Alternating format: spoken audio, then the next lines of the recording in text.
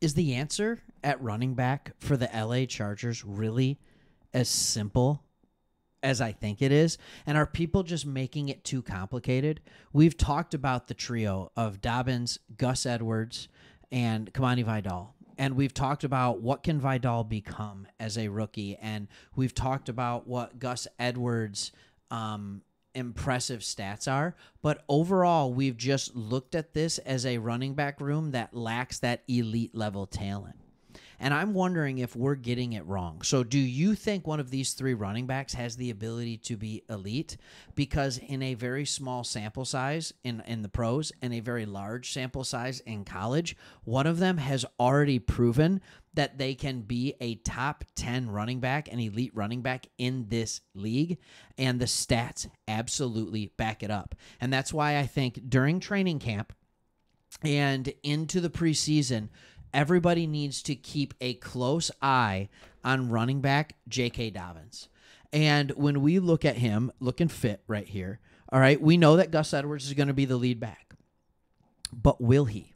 Dobbins is a better running back. Gus Edwards is a big player. You know what you're going to get, 4 yards per carry. You're going to get a lot of good touchdowns by the end zone. All that's going to work well. But Dobbins, as they're saying in this article, has the opportunity to seize that role as the year progresses. That will all depend on what? His health. And we know what they say. The best ability is, everybody say it with me, availability. We know that that is a true fact. And he's played in just 9 games in the last 3 seasons due to both ACL and Achilles injuries. But he seems to be back now. And even just looking at this, his rookie season, if that's just a glimpse of the type of back he can be when he's on the field, he averaged 5.8 yards per carry and over 800 yards. All right? J.K. Dobbins is a good running back. He is a good running back. His rookie year in 2020, he got 198 snaps, 134 attempts, and he turned into 805 yards. It was actually, according to PFF, 6 yards per carry. 9 touchdowns. That is the type of efficiency you flat out do not see from the running back position.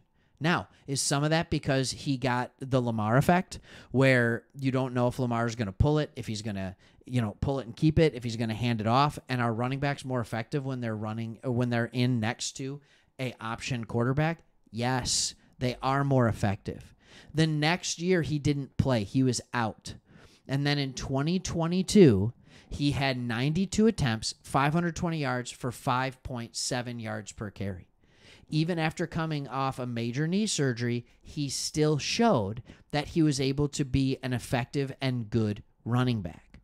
Then he got hurt again. In 2023, he only got 8 snaps. There goes the Achilles. I'm pretty sure that was the one in 2023, but that was like game 1. All right. So it missed all that time. We have seen that the recovery, that the Achilles tear is not the death sentence that it used to be. We have seen multiple players come back and play at a high level. Some of them come back too fast. Some of them come back too slow. But that 1-year time frame is just about right, that 9 months to a year. So they end up being about 80 to 85% of as effective as they were before that first year. And if they can stay healthy in year 2 back from the injury, full 2 years out, they end up regaining pretty much everything. It's the same with an ACL, an Achilles, MCL, all that kind of stuff, right? So when those things happen, we get to see it. So if he is going to average 80% of what he did before, he's still a 5 yards per carry running back. That's what he is. He's still an effective running back with an even higher upside. It's not like you're getting your hands on a 28, 29-year-old back here.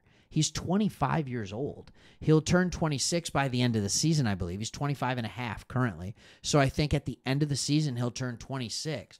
His body might be 38, all right? But he's only 25. That's something that we have to do. All right, I think another thing, I had to dig deep for this because I thought to myself, is that just a product of being in Baltimore, right? Like, And I can pull up Gus Edwards' numbers. So in the same system, you can see what Gus Edwards was doing, again, in the exact same system. And when you're looking at Gus Edwards last year and years before that, and then I want to get into this athletic stuff for what J.K. Dobbins is, Gus Edwards has averaged, this is what his average has been since 2018. 2018, 5.2. 2019, 5.3 yards per attempt. 2020, 5.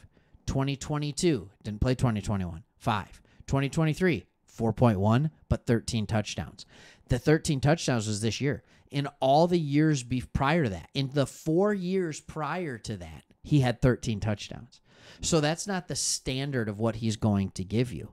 So J.K. Dobbins in the same system was about a yard per attempt better than Gus Edwards. That tells you who he is. Also, I pulled his RAS based on times from high school. All right, based on his times from high school. He was recorded at 4.440. He's not that anymore. He's a 4.5. 4.5440. That's what he is.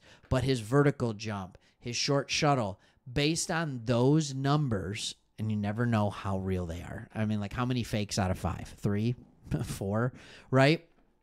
But he looked like he was going to be an elite running back just based on that. He didn't test when he was going in. So sometimes I think the answer is simple. How do you keep J.K. Dobbins healthy? And that could be the most simple answer to if he stays healthy. And I understand that's a big if. Like that is a massive if. All caps, IF. Will he stay healthy? But if he can, you have an elite running back on your hands. A second-round pick, where for a running back, that may as well be a first-round pick for anybody else. He's a great talent. He has shown great vision. He has shown great contact balance. He has shown great power. I mean, when he came into the league, it was the closest thing that we had seen to prime, really, Zeke Elliott. Came out of Ohio State, just like Zeke Elliott did. Built low to the ground. Didn't wow you with his speed, didn't wow you with his power, didn't wow you with really anything except contact balance and vision. They both had that, and I think they were both very similar running backs. So I think the answer at running back is painstakingly simple. It's J.K. Dobbins.